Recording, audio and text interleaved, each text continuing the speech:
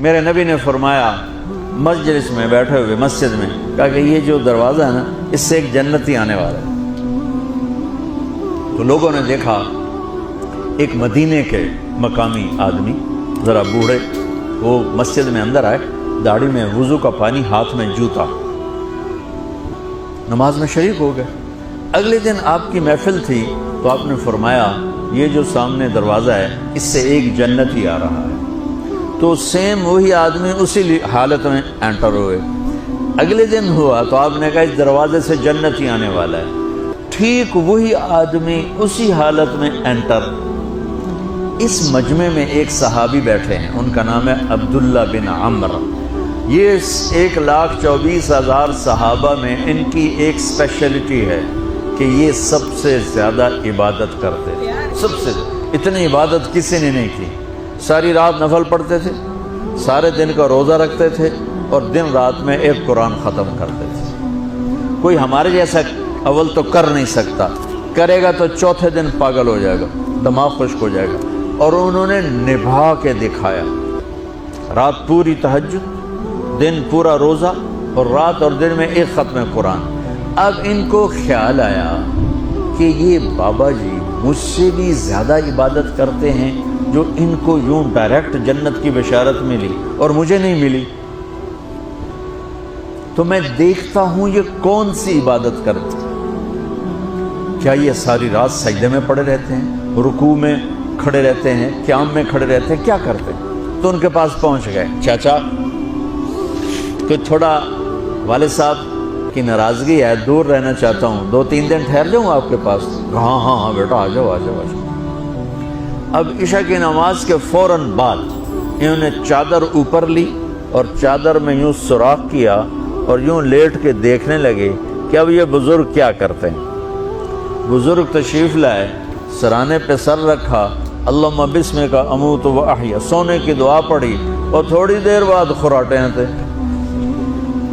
وہ بڑے حیران ہوئے، بھئی میرا تو خیال ہے یہ ساری رات سجدہ کرے گا تو رو رو مسلح تر کر دے گا، یہ تو خراٹے چون جاندے نہ ہو جا رہے ہیں۔ اب وہ دیکھ رہے ہیں ابھی اٹھے گا ابھی اٹھے گا ابھی اٹھے گا، پھر انہوں نے کپڑا اتار دیا، ابھی سویا ہوا ہے۔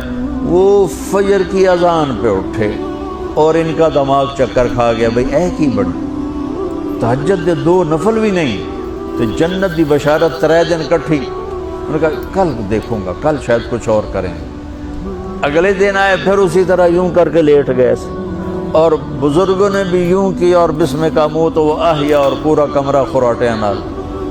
وہ پھر پریشان، یہ کب اٹھے گا کب اٹھے گا؟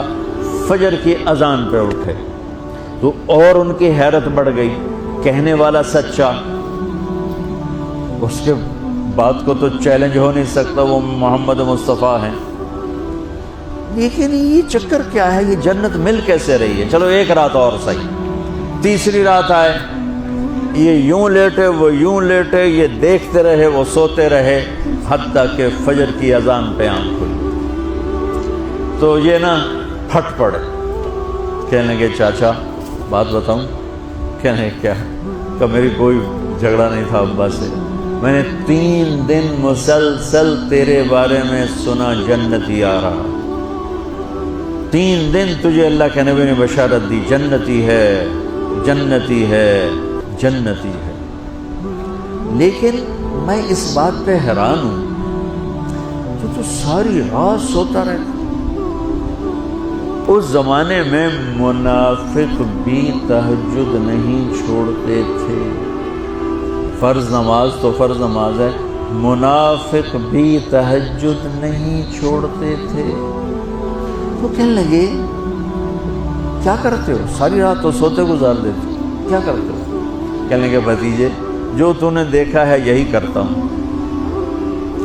اب یہ پریشان ہے کہ اللہ کے نبی کی بات کو تو چیلنج ہو نہیں سکتا، اور جس کو بشارت دی ہے انہوں تے فٹ نظر نہیں آ رہی کہ کیسے تو نفل آج کہ نیک لوگ تہجد نہیں چھوڑتے۔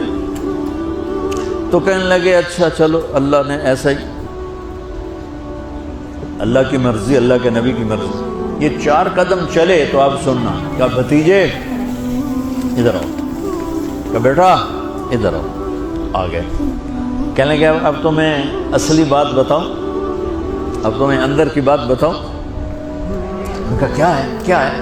اب وہ تیار ہو گئے کہ یہ کہیں گے میں 3 دن بیمار تھا اس لیے میں اٹھ نہیں سکا، ورنہ میں تو ساری رات سجدے میں گزارتا ہوں، میں تو ساری رات روتے روتے گزارتا ہوں، تو 3 دن میں بیمار تھا، میرے پیٹ میں درد تھا، میرے سر میں درد تھا، تو میں اٹھ نہیں سکا، ورنہ تو دیکھتا تو حیران ہو جاتا میری رات کیسے ہوتی۔